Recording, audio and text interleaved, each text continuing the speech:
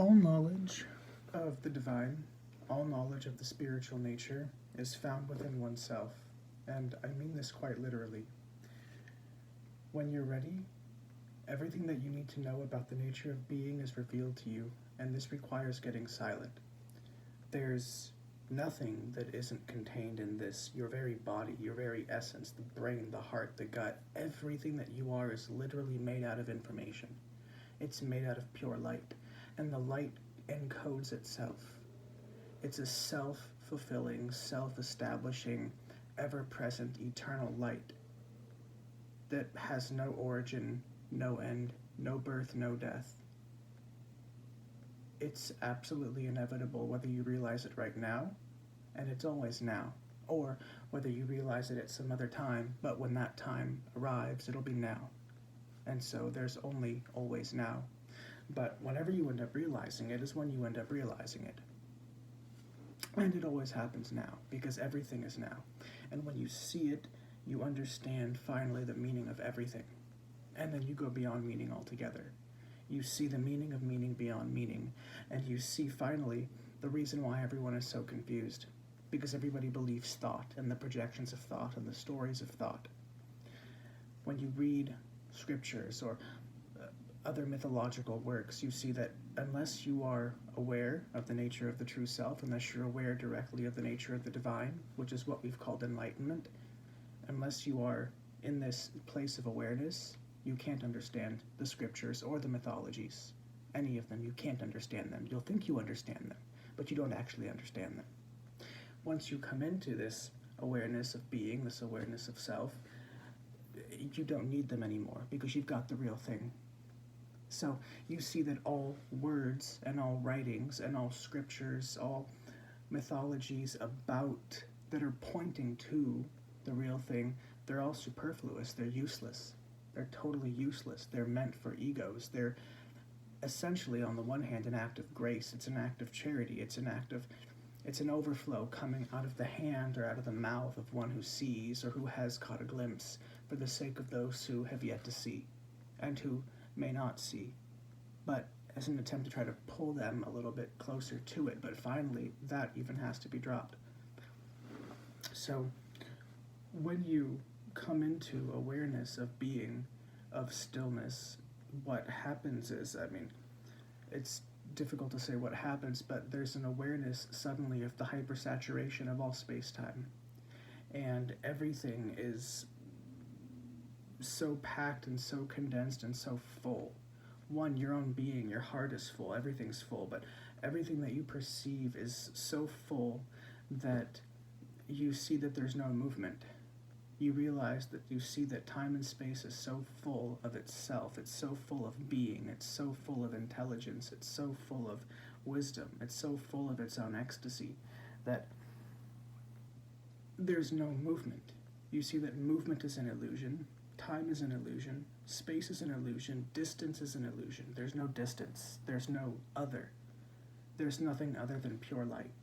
There's nothing other than God. There's nothing other than grace. There's nothing other than wisdom. There's nothing other than intelligence. So this reveals the nature of your own heart. It reveals the nature of the brain, the gut, the body. It reveals the nature of everything. You see that this body is an instrument of light. It's made of light, and it's a conduit. It's a conductor of light. And the voice is a conductor of light, and the brain and the heart and the gut are all conductors of light. Everything is a conductor and a conduit of light.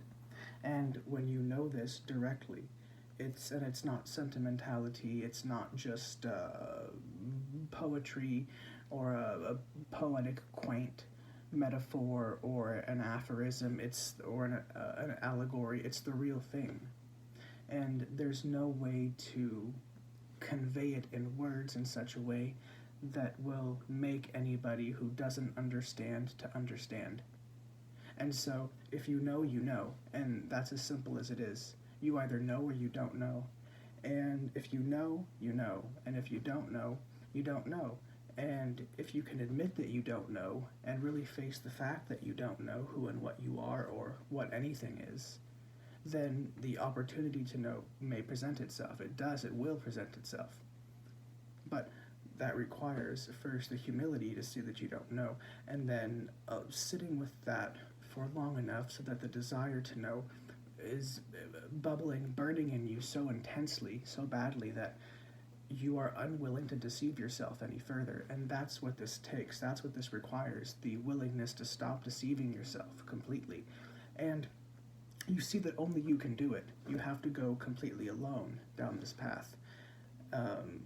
What appears to be alone at first anyway, and then you realize that the whole cosmos, that everything that you perceive is the teacher, is God, is the guru, is consciousness itself, pointing you home, pointing you back to itself, pointing you back to yourself, which is itself. God, guru, and self are one. That's why that's always been said. And you have to be willing to go through the gate of death, which is the gate of the ending of explanation, of rationalization, of justification, the death of knowledge, of all accumulation.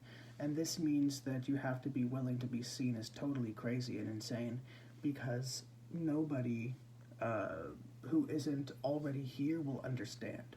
And that's the catch. You can call it a catch. It's not really a catch. It's an apparent catch. The apparent paradox is that you have to know, and if you don't know, you don't know. So how do you go from not knowing to knowing?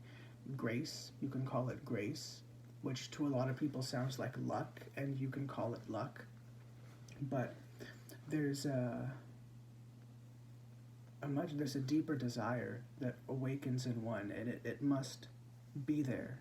And it's really deeply hidden, buried within everybody.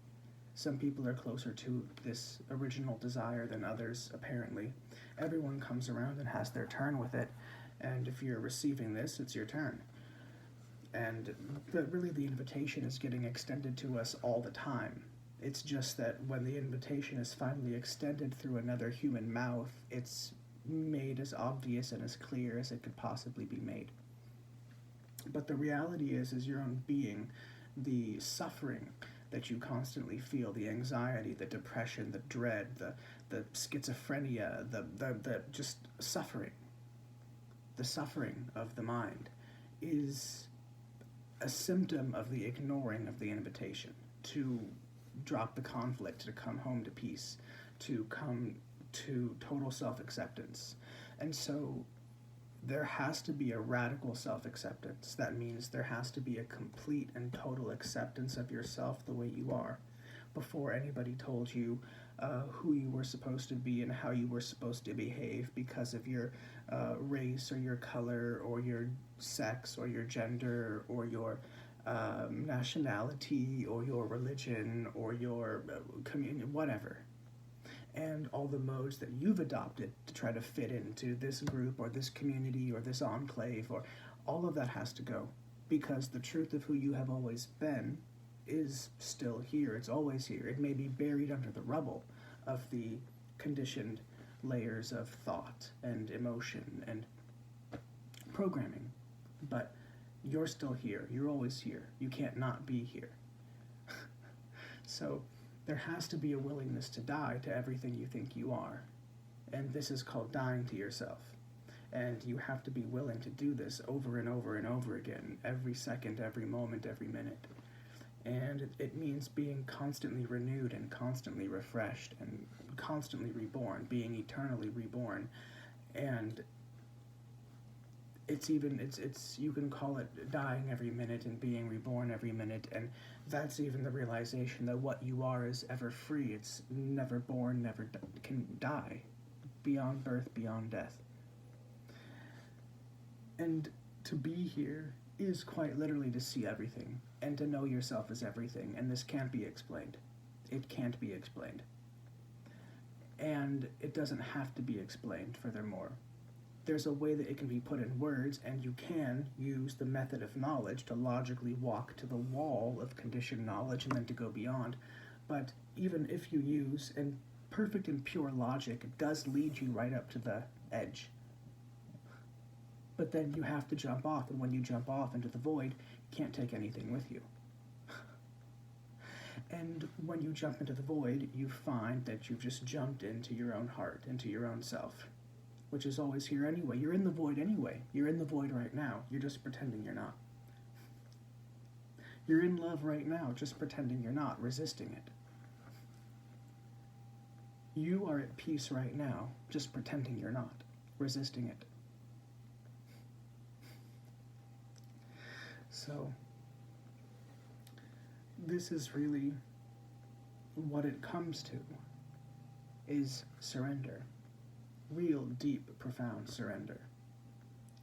And being unwilling to compromise or contrive yourself or concede to anything that's unreal, to concede to any image, any notion, any idea, any thought, any feeling, to go beyond belief and disbelief.